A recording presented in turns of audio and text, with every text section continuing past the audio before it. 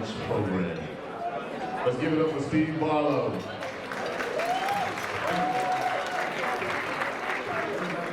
Steve Barlow, I'm the Director of Neighborhood Preservation Incorporated, policy advocacy group that works on removing systemic barriers to neighborhood revitalization. Guess what one of those big systemic barriers is? Big time. Affordable housing has become a big part of our work, and I'm really grateful to Paul Young's leadership and the city's involvement, and Joyce Cox, Austin Harris, and all the people who have worked hard to put this conference together. Thank you. It's encouraging. It's very encouraging.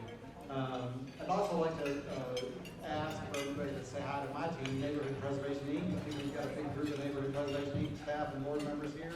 Everybody say hello. Thank you, Paul, for your vision of putting together this conference and of putting the focus where it needs to be on affordable housing, quality housing for the tens of thousands of families that don't have adequate access to housing in our community today, as we're sitting here.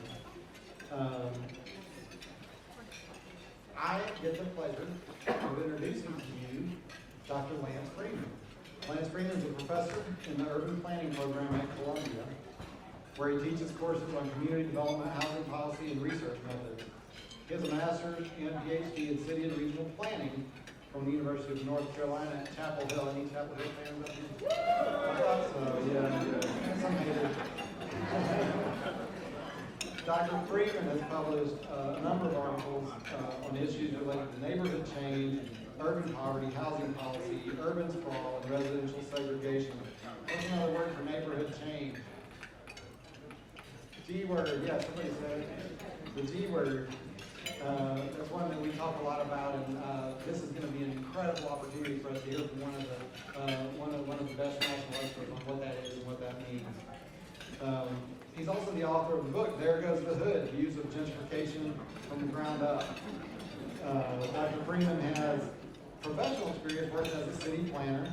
So we have some city planners in the room? That's what I thought. He worked for New York City Housing Authority and then a budget analyst for New York City Department of Environmental Protection. According to one of my go-to academic experts, Mr. Austin Harrison in the back there, this authority on the topic of gentrification is really the authority that you cannot write about gentrification in the journals without citing. And so we are truly privileged today to have Dr. Lance Freeman to present. Thank you. Welcome, Dr. Freeman.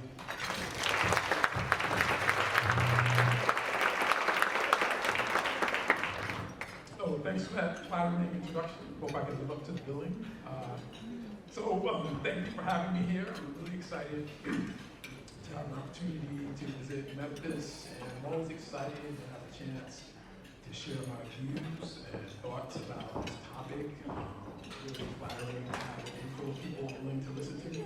But I want to get my kids to listen to me in a similar manner. I'm really excited. So what I'm going to do today is just give an overview of gentrification, sort of a 10,000-foot overview, and hopefully connect it to some things that are happening in Memphis. Of course, you all, folks here in Memphis, people that work in Memphis know a lot more about what's happening here on the ground. So I'm going to, try to connect what's happening in terms of gentrification around the country and give some examples here in Memphis. So first thing I'll talk about, I'll define gentrification. I'll talk about some trends in terms of gentrification. I'll talk about what's causing gentrification, what are some of the factors behind the causes of gentrification, how it's impacting people, and then finish up talking about some tools to deal with ameliorating some of the negative impacts associated with gentrification. So on this slide, I don't know if you can read it, but this is a definition of gentrification. And so the first paragraph, I'll just paraphrase it for you. It talks about the definition that was coined by a British sociologist, Ruth Glass, way back in 1964. So this is just to give you a sense that gentrification is not something that's new. It's been happening for more than half a century. it originated, or the first person that really thought about it was in Great Britain, right? And so it's also not something specific to the US, it's a global phenomenon. And also, interestingly, it's important to remember that at least when it was initially thought about, it was a class thing. Right? Here in the US, and I'll talk about this a little bit more, we oftentimes equate it in terms of white and black, or white and non-white. But initially it was thought about in terms of class, right? It's when you have the working class neighborhood and middle class or upper class folks come into the neighborhood and remake the neighborhood. You notice I have up there a couple other definitions. One is sort of a generic definition that talks about gentrification being a low-income neighborhood that has experienced disinvestment. I'll return to that point also in a few moments. So that's an important thing to think about. It's a neighborhood that has experienced disinvestment, and there's some important implications to that. And then finally, again, although the term was initially coined to refer to class change, oftentimes it does involve a racial component, and perhaps it's the racial change that is the most noticeable, and in many instances the most controversial, particularly here in the US, given our long history of racial disenfranchisement and the like. Okay, so what are some trends in gentrification? And so briefly here, I just wanted to look at, as an outsider, what was happening in Memphis in terms of gentrification, looking at it from a racial perspective, right? How many neighborhoods in Memphis have experienced an influx of whites going back to 1980? And so if you look at the chart, what you'll see is that there was a significant number in the 1980s, somewhat less in the 1990s, but it's somewhat tapered off, and then it seems to be picking up again in the first few years of this decade, okay? Now, if you look at this chart, this is what is happening across the country, again going back to 1980, and this is showing the proportion of black neighborhoods that are experiencing an influx of whites, which I defined as a 5 percentage point increase in the white population. So here, Memphis is somewhat bucking the trend. If you look across the country, since the beginning of this century, you definitely see a big influx in terms of black neighborhoods that are experiencing an influx of whites. And that's a significant reversal from the pattern in the last century that was mostly characterized by white flight. You're seeing that reversing. Where I'm at in New York is very noticeable. Neighborhoods like Harlem, Bedford-Stuyvesant, Crown Heights, even the South Bronx, experiencing significant white influx. You hear about it in the national media, cities like Oakland, Washington, D.C., and Atlanta. As the previous slide suggested, it's happening somewhat here in Memphis, but it does not appear to be the same extent that it's happening, or in the same way that it's happening in other cities. I'm curious to hear, those of you who work here, your thoughts about that, whether you see that's something that might change, or Memphis will come to mirror what's happening in other parts of the country in the near future.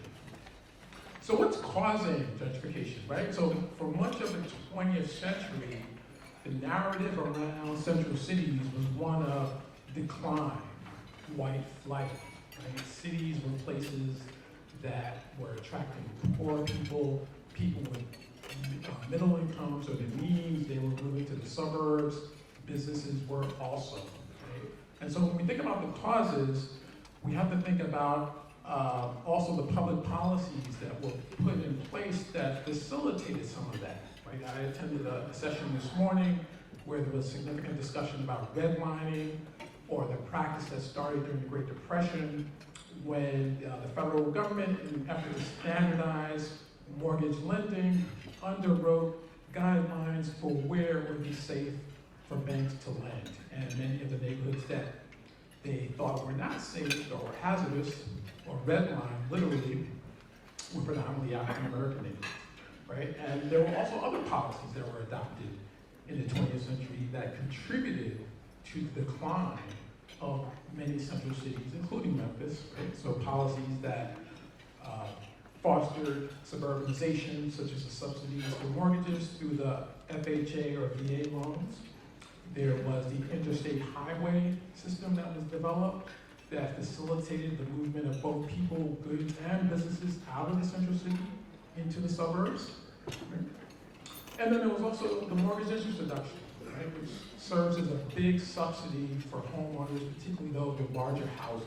Right? So all that helped to set the stage for decline and disinvestment that characterize many central and inner city neighborhoods across the country, right? So that's sort of the first stage, the first necessary ingredient for gentrification to occur. You have to have a neighborhood that has experienced disinvestment. So if you look at this map, and I don't know if this comes out so clearly here, but this is actually a map of redlining in the city of Memphis dating back to the 1930s and 40s. So the red area was designated the hazardous area, the yellow would be the next step, the green and the blue would be considered the safer areas to invest. And so if you can make out the map, the red line area is predominantly the east side, the west side, closer to the river, and the yellow as well. Okay? And if you can make out, I have highlighted on the map, I don't know if you can see it that well, but there are several places that have experienced a significant influx of whites since the beginning of this decade. And some of them are in the red line areas, some are to the outside. But the thing to take away from this map, again, when we talk about gentrification, it's going to occur in those places that experience a disinvestment, which are some of the same places that were redlined in the last century. Second factor in terms of what's causing gentrification, economics. So the 19th and 20th century cities were largely due to the Industrial Revolution, the manufacturing base that needed to be near transportation hubs like Memphis or near resources like coal, iron to make steel and what have you. And so cities were places that are hubs of manufacturing. Starting after World War II, you see a change, a transition. Cities now are places in what we call the post-industrial area. Right? They're centers for finance, for insurance, real estate, for high technology and the like. Right? And these types of businesses prefer to locate in the downtown, close to the central city, the central business district. So instead of relocating to the suburbs, which is what happened with many manufacturing industries, these types of businesses prefer to locate in the central city. You also see more investment in housing. People are seeing housing not simply as a place to live or as a place to build wealth for their individual families, but as a means, another investment mechanism, right? And that played a big role in the housing bubble of the last decade. Investors were looking for places to park their money. The returns on treasuries or the stock market perhaps were not viewed as either they were too low or too risky. Housing was seen as a safer asset to invest in. So the confluence of these factors is creating an economic circumstance that makes it more attractive to invest in central cities. It's drawing economic activity into these cities. And so cities that have underwent these changes are experiencing significant gentrification. To the extent that Memphis experiences these economic trends as well, we can also anticipate that gentrification will start to pick up in Memphis as well. Another larger force that's contributing to gentrification are demographic changes. So this chart shows the proportion of young adults between the ages of 18 and 34 who are single and childless, right? And that's what's represented by the red bar going back to 1980. And so what you see is a big increase in the proportion of young adults who are neither married nor have any children. So why is that connected to gentrification? Well, if you think about it, who are the people that are most attracted to central city living, the sort of hipster vibe, if you will? It's the young, childless adults. And that population is increasing in Memphis. And this is something that's happening across the country. So again, you can anticipate as this population continues to grow, and become more significant, we can expect that to translate into a different demand for different types of housing. This population tends to be less drawn to the suburbs, right? They're less drawn to the single-family house. They're less concerned about having a yard, right? Because they're younger. They don't have any kids. They want to live in a denser environment, perhaps more walkable, where there's lots of amenities nearby. So again, that also translates into increased pressures for gentrification. And then finally, public policy can also play a role. I talked about public policy in terms of setting the stage for this investment. Public policy can also play a role in terms of reinvestment. I'm using the example of Hope 6 not to say that this program necessarily causes gentrification. Hope 6, for those of you not familiar, was a policy of replacing low-income public housing with mixed-income housing, which could include affordable housing, mixed-income, moderate-income housing, and market-rate housing. But the point being that oftentimes governments can also play a role in targeting investment into certain areas and adopting policies that can contribute to gentrification. And it's also important to keep in mind from the perspective of the city, and by city I mean the municipal city, right? The actual city government. They have an incentive to encourage reinvestment in neighborhoods, right? Because with that reinvestment, you get a larger tax base that gives the city more revenues and essentially more power to do other things, right? So cities always have this incentive or this tension that they have to deal with between serving the people in their community, but also wanting to attract additional investment. And so public policy can also play an important role in terms of triggering gentrification.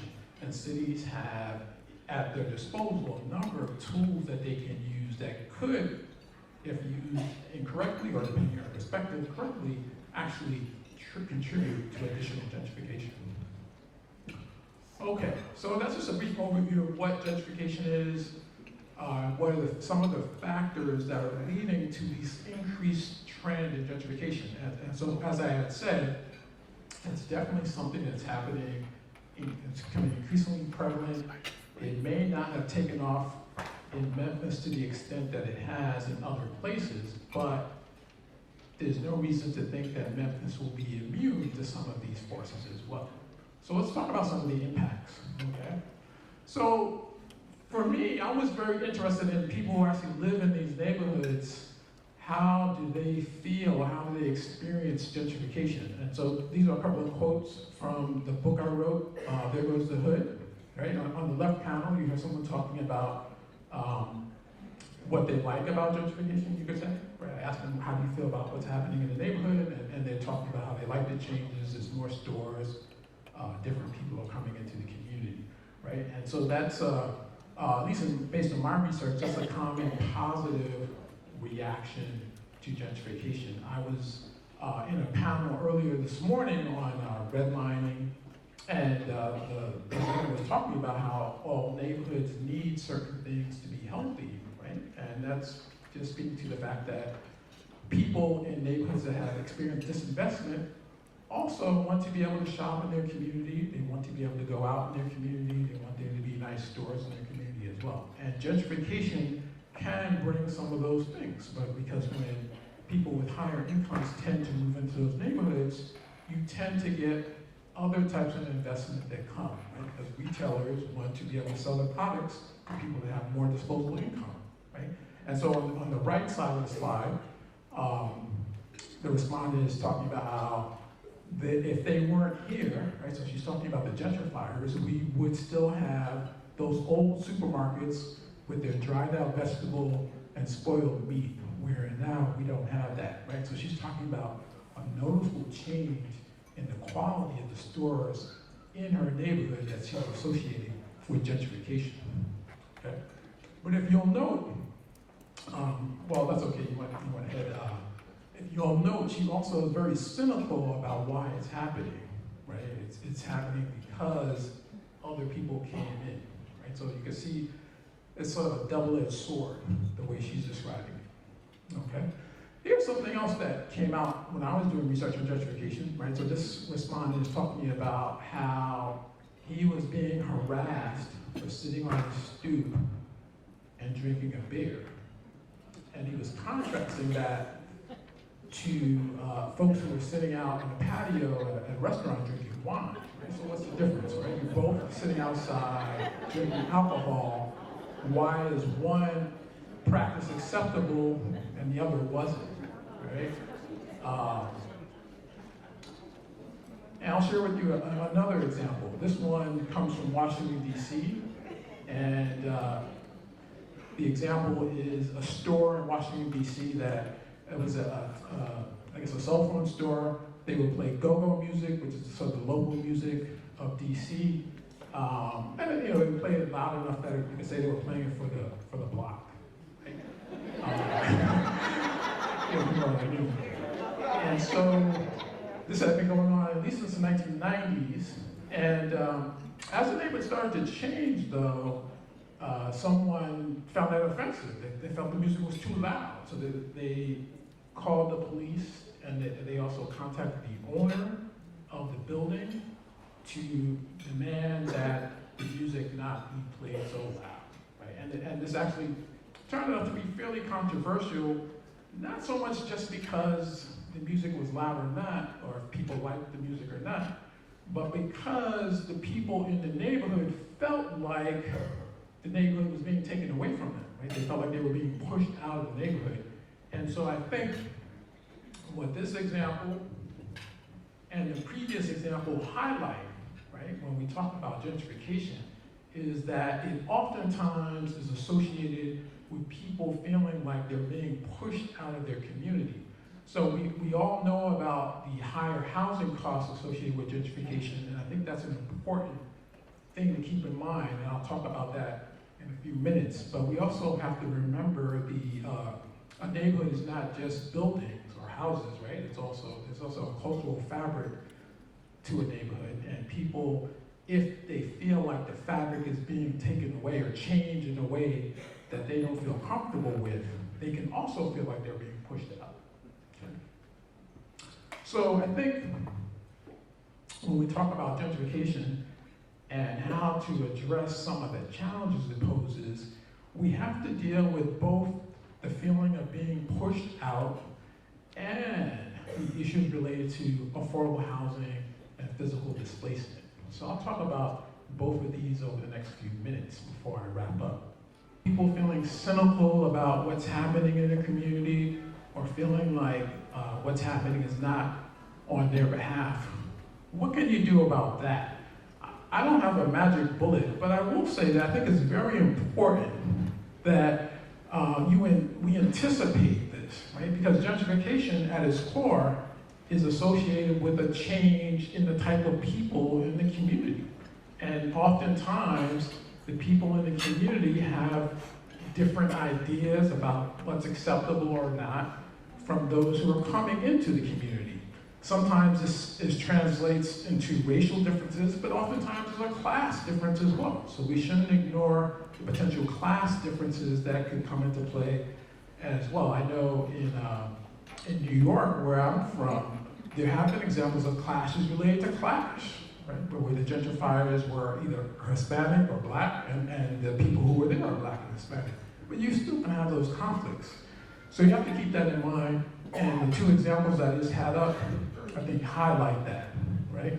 And so to deal with that, we really need to think about mobilizing communities and making sure that communities are resilient in the sense that they can speak or articulate their needs in the face of gentrification, right? And so I'm an urban planner, right? And in school we always talk about community involvement, and it's important to have neighborhood meetings. But to some extent, I think it has to go beyond that, and it's not necessarily up to the city, and when I say the city, I mean like the city government, to necessarily foster community mobilization, right? It really falls on the people in the community, the the activists, the people that live there, to come together and be able to articulate what their needs are, what their interests are, right? Because only if you're able to do that can you then be able to say, well, we want the community to have this type of flavor, this type of culture, right? This type of housing. Right? If you're not able to do that, the changes that do take place will tend to be perceived as something that's being imposed from the outside, right? And so, with a mobilized community, I think what you'll have is residents that feel like they're more engaged in the process, right? They'll be more galvanized. They'll feel empowered. And most importantly, they'll feel like they have a voice in what's happening in their community. And so, just to return to the example that I just had up in Washington, D.C., the residents, they came together and they said, well, we like the fact that there's music playing in our community. We don't want that to stop. Even though there is one person perhaps that doesn't like it, the community as a whole would like something different, right? And so this is just one example, but the point is that through mobilization, through organization, communities can better articulate what their interests are and what their needs are, okay? So now I'll switch up gears and talk a little about the housing side, right? So I think that's important. And again, I'll just put out some ideas for practices that have been adopted in other places to address some of the challenges of gentrification. So for example, inclusionary zoning is one. It's one that New York City has really gotten behind, although not without its controversies. But the potential with inclusionary zoning is that a neighborhood that is experiencing or is about to experience redevelopment, it's a way of including housing that's affordable for low and moderate income households. And the potential advantage of it is that if it's done right, or if the housing market circumstances are such or allow for it, the affordable housing can be funded with the developer's own profits, because the developer is earning a higher profit because they're building at a higher density.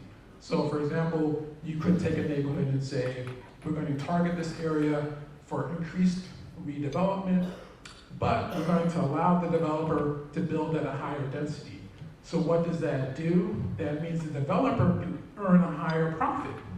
And some of those profits can be used to pay for affordable housing in that same area. Okay. Another possibility could be using the low-income housing tax credit. Right? So currently the tax credit is probably the biggest federal subsidy for affordable housing.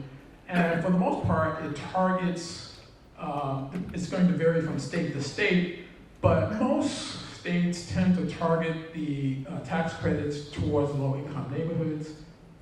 For example, in Tennessee, there's some targeting for counties that have lower incomes, for example. The tax credits could be targeted in a way that focuses specifically on neighborhoods that are vulnerable to gentrification or that are experiencing gentrification, right? So the idea would be that neighborhoods that had experienced disinvestment or had relatively affordable housing, if housing prices are rising dramatically there or appear that they will be, that could be a place where we say we'll focus our tax credits in those communities. We'll give a preference to developers who propose to use tax credits in those neighborhoods. So that's another way of making additional affordable housing resources available in a particular neighborhood that may be experiencing gentrification.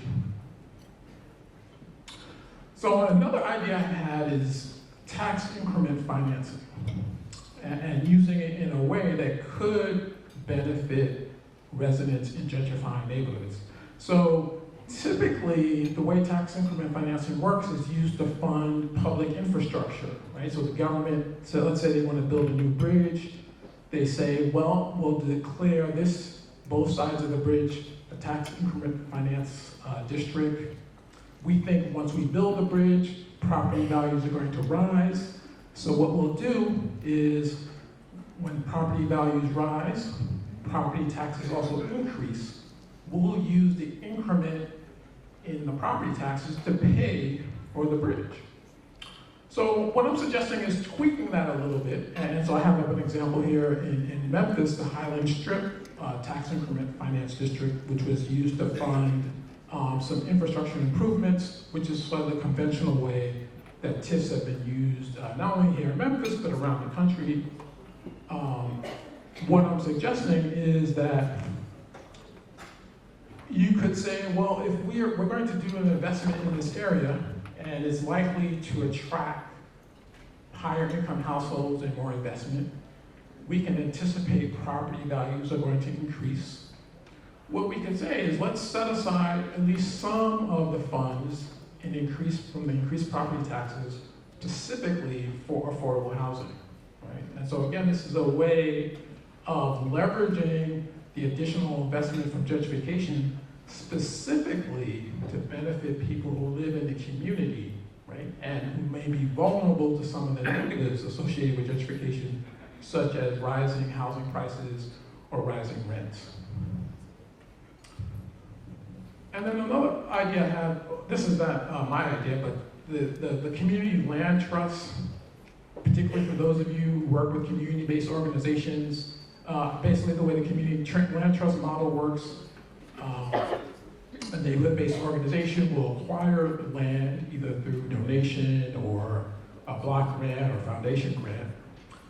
And then the community then has control over the land. And so they can say, well, we want to use the land to build affordable housing, right? And because they control the land, right, they can put deed restrictions on the land, for example, and ask that the properties remain affordable for the next 20 years or 30 years or what have you. Right? And so one advantage of the land trust model, I think it has two potential advantages, is one, it can be a mechanism for building affordable housing, particularly if the community acquires land before the land becomes too expensive, right? So if you wait until the housing market is already heated up, it may be too late because the land is too expensive. But if you acquire the land while it's relatively affordable, it's much more feasible. But the second advantage is that it brings people together, right? It's something that the community can organize around. And so if you remember earlier, I talked about the importance of organizing as a way for the community to be able to articulate their interests, right? And so those of you who work in community mobilization or organizing, you know that one of the most important things is having something to organize around, right? So this is something that could actually galvanize people, right? It's easy to say we need to mobilize people, but you really need something to bring people together, and this is something that perhaps could do that. Okay. So, just to sum up some of the points that I made here, I think gentrification, it does reverse trends in disinvestment. It can, however, trigger many to feel like they're going to lose their community. And the negative reactions could be due to that. People feel like the changes are not for them. There could be changing norms associated with the community. I think that in the end, what we want to do is try to maintain diversity in the community, right? And address the cynicism associated with people feeling like they're being pushed out. Okay? And so I think if we put mechanisms in place before gentrification occurs, both organizing people in the community, galvanizing them, right, having them building a resilient community, and putting in place mechanisms that will allow people to remain in these communities, to build affordable housing and build community, I think gentrification, instead of being viewed solely as a threat, can also be an opportunity. And I'll stop there. Thank you.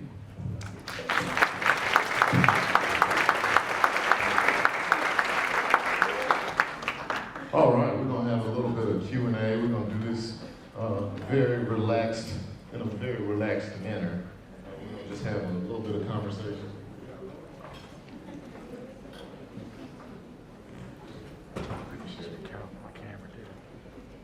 All right, so I'll start us off while you think about your questions. I appreciate you coming and giving a very engaging presentation. Gentrification is an issue that I hear about daily in our work.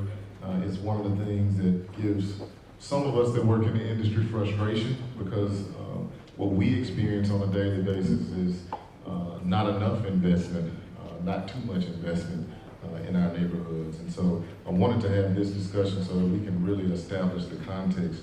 But you actually did a study where you actually talked to the people, which I think is very impressive. Oftentimes we talk about these things and get caught up in our own feelings, but you talked to the people that were actually experiencing them every day. Was there an overwhelming sentiment that you took away from the residents as you had those discussions? I think it was mixed, right? I mean, I think a lot of the people. So that just to give a little context, the neighborhoods that I interviewed people were Harlem, in Upper Manhattan, and Clinton Hill, which is central Brooklyn. And I think a lot of people saw it as a double-edged sword. Both of those neighborhoods, particularly Harlem, had experienced significant disinvestment in the 70s and 80s and even into the 90s. They had weathered the crack epidemic, for example. At that time, New York City and these neighborhoods had experienced widespread abandonment and arson. And so they certainly could see some, some of the silver lining related to gentrification, because with gentrification, what was starting to happen, some of the abandoned buildings were being rehabilitated. You were starting to have newer stores open up. And so there was that positive side to it, positive perspective. But there was also, a certain cynicism, which I alluded to, right?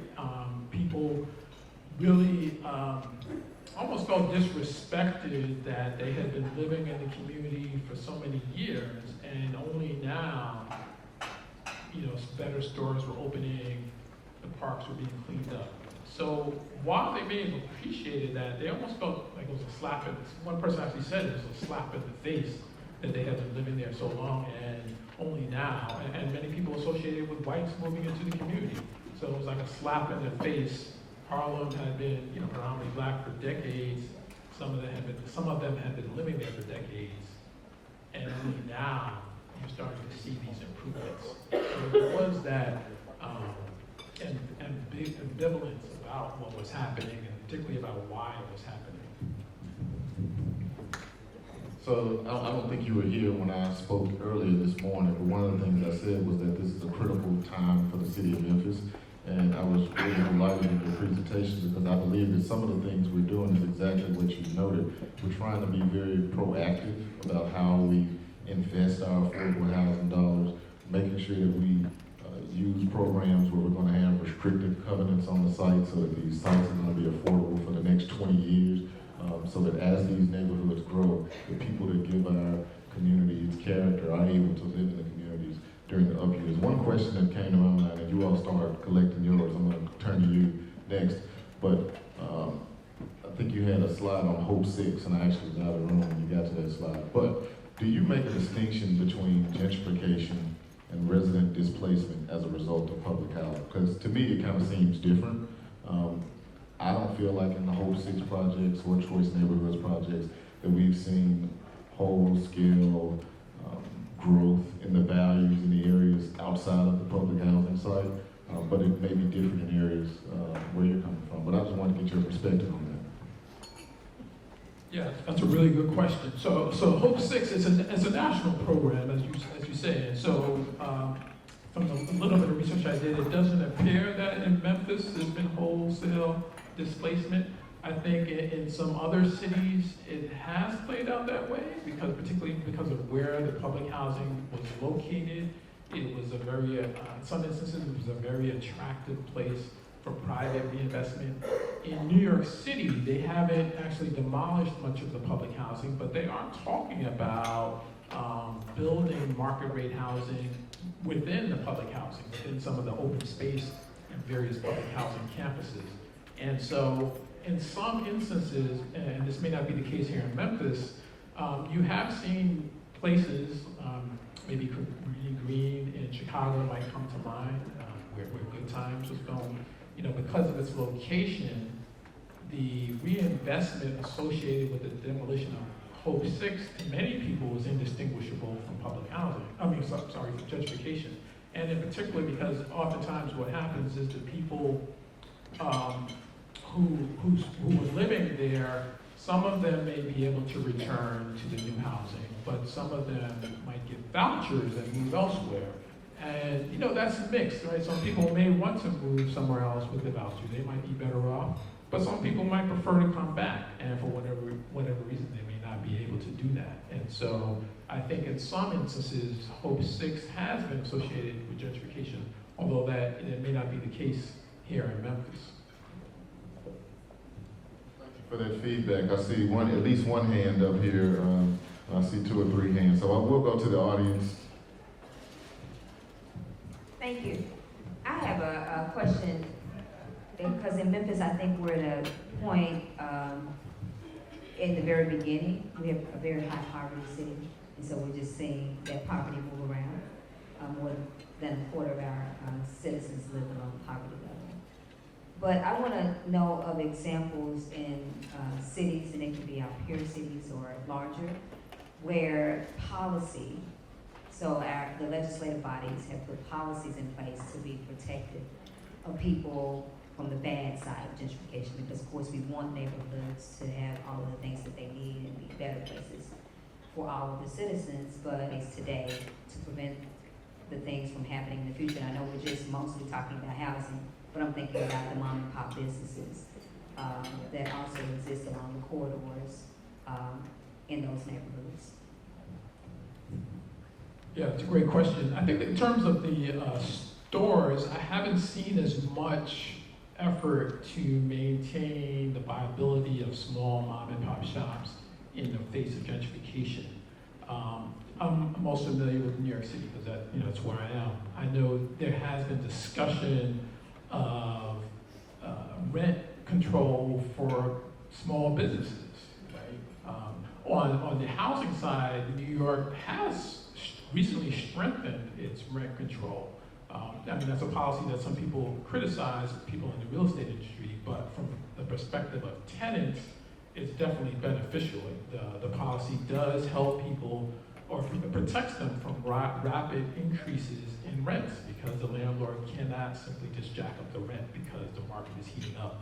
I mentioned also earlier, New York City has adopted inclusionary zoning. That too has not been without controversy.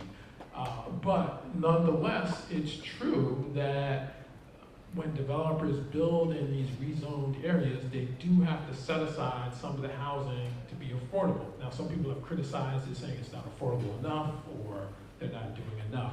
But nonetheless, the city is taking that step. They're not just saying, you come in and build whatever you want. We want you to build, but we want you to set aside some of the housing to be affordable. And so you can you can kind of tweak that. Certainly you can be criticized on whatever grounds. I also know in New York, and this is not, you talked about policy, but this is more on the community side. Some communities have been able to negotiate community benefits agreements with developers to ask for particular types of investments, whether it's affordable housing, or in some instances, there's been a demand for job training, right? That's another part of the puzzle. If you have a low-income community, you want to build affordable housing to keep it affordable, but you don't want to necessarily say the long-term vision is that everyone's going to be poor, even if that may be the reality. But you at least want to have a vision for trying to help low-income people to no longer be low-income, so that way they could participate in the mainstream economy.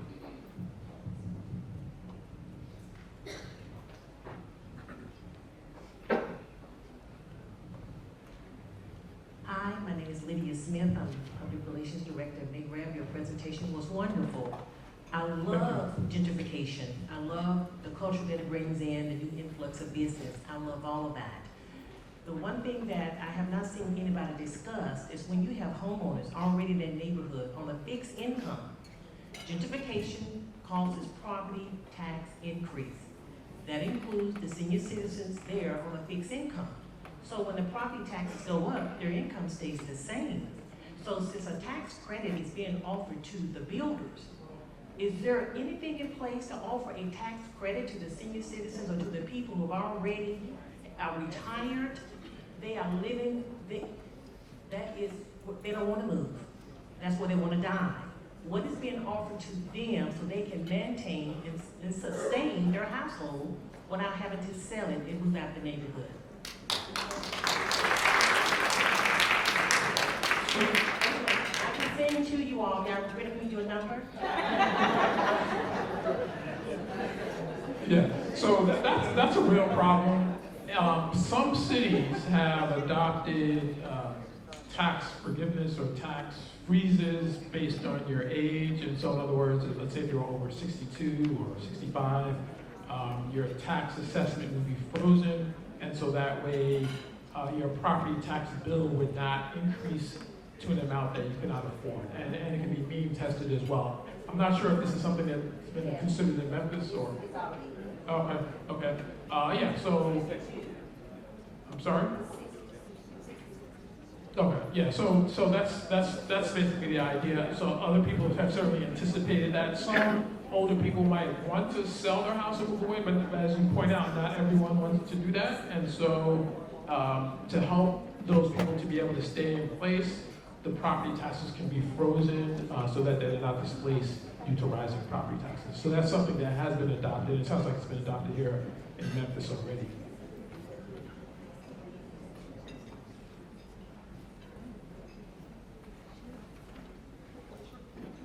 Good afternoon. I'm Sherry Scott Chambers, first Vice President of the National Association of Real Estate Brokers. The issue that I've met with in trying to help seniors move into their own home who have been renting for so long that they have been saving their money to buy.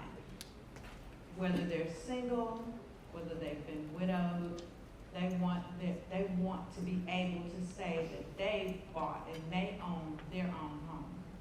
If they're looking in the neighborhoods of the $50,000, $60,000 range, where those areas have experienced gentrification, it is locking them out. We're finding only homes that we find now are tenant occupied or foreclosed properties that are looking to be flipped, or they're groups of homes that can only be bought in a package deal. I have one lady that is so discouraged in being able to finally buy her own home after she saved her money and she's qualified for the cherry fund, cherry mortgage. She's qualified for the first-time home buyers program, and there is no home for her to buy. What can you do to help her? Yeah, you wanna?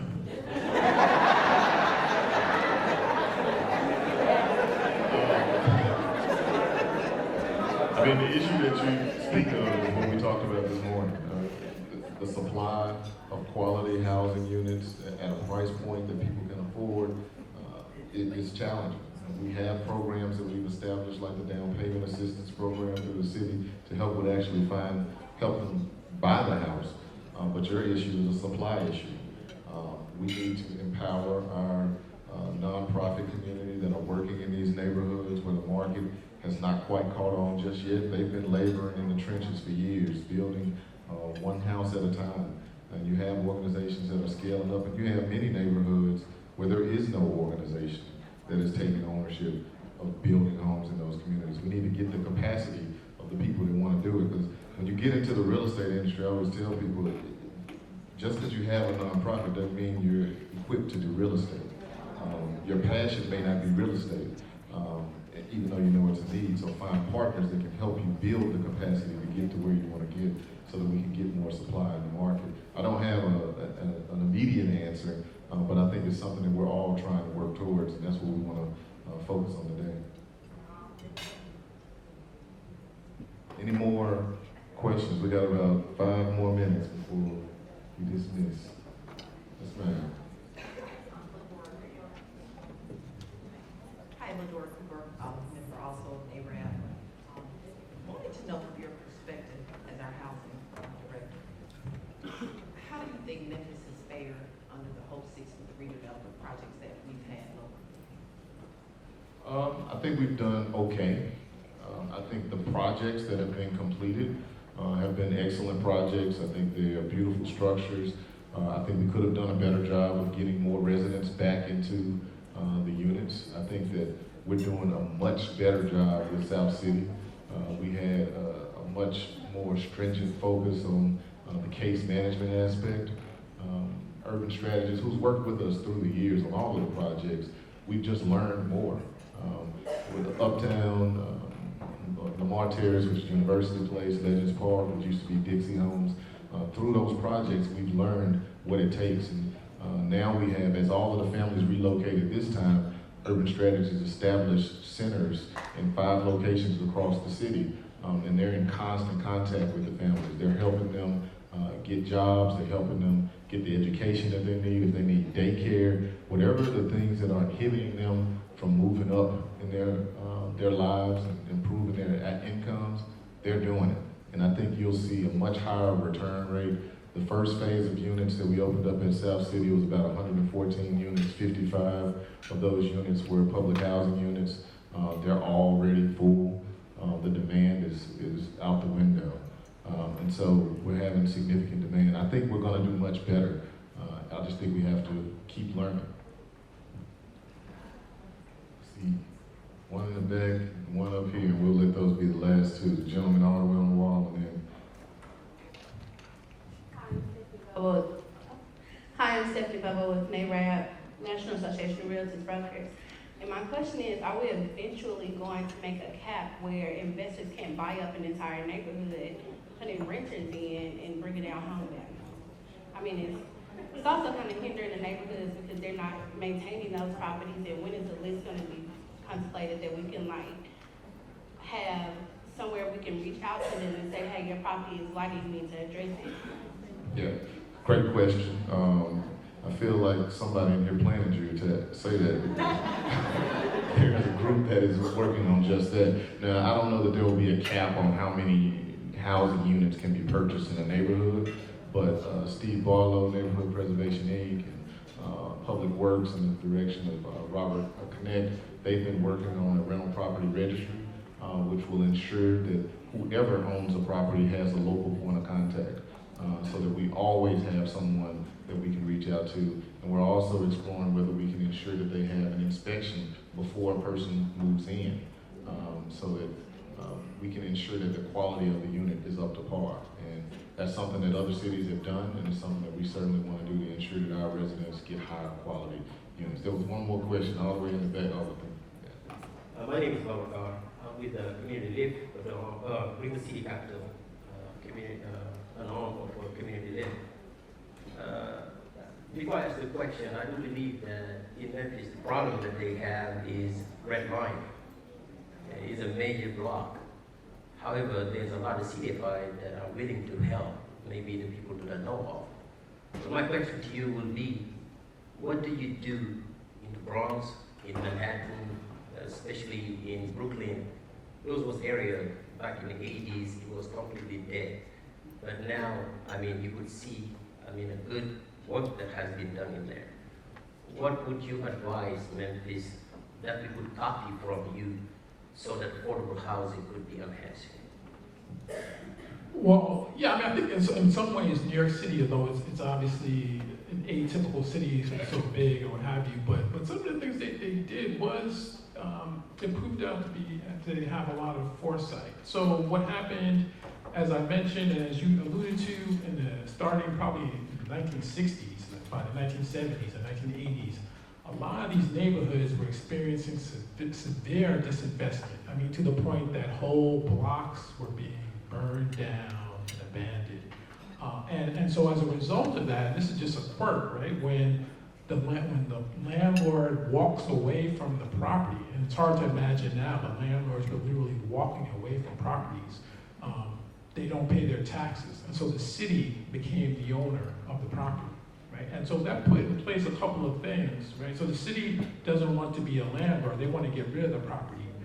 But at the same time, there were people in these communities, and this also highlights the point I was talking about, community organization. There were people in these communities that organized, that pressed for the city to give, either donate or sell at a reasonable rate some of the property to community-based organizations. And some of those community-based organizations, what they did is they used those formerly abandoned buildings, those vacant properties, and they used it to develop affordable housing. And so it was much easier at that time for a community-based organization to develop affordable housing because they were getting the land or the buildings so cheaply because the former owners had abandoned them, right? And so that's where the timing is very important. The community-based organizations were able to acquire a significant amount of land and property. Now, what that did is that set the stage when the city's economy started to change.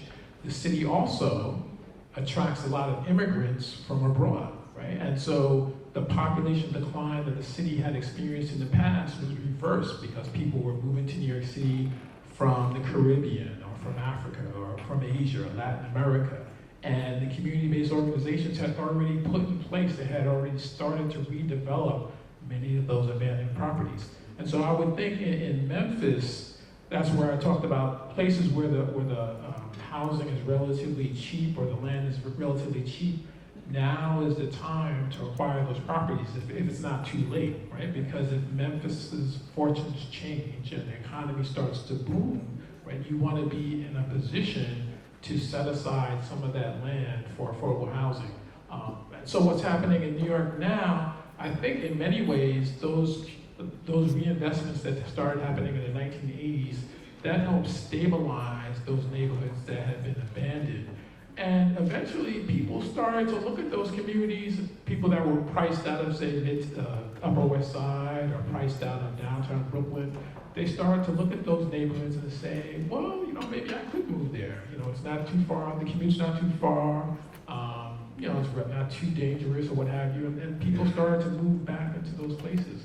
And so I think the lesson for Memphis is that could be applied or taken away is the timing, right? To act now before housing gets too expensive, before land gets too expensive. And also the point about community organization. The community needs to be able to step in and say, well, we want some of these properties for ourselves. Someone had asked about a cap on rental units in a neighborhood or something like that, right? So that's a place where, I don't know if that particular policy would be feasible, but the community, if they're involved and can articulate a different way of disposing of these properties or managing these properties or using them, that's a way that any type of change that does happen subsequently, whether it's through gentrification or revitalization or what have you, it can happen in a way that benefits some of the community.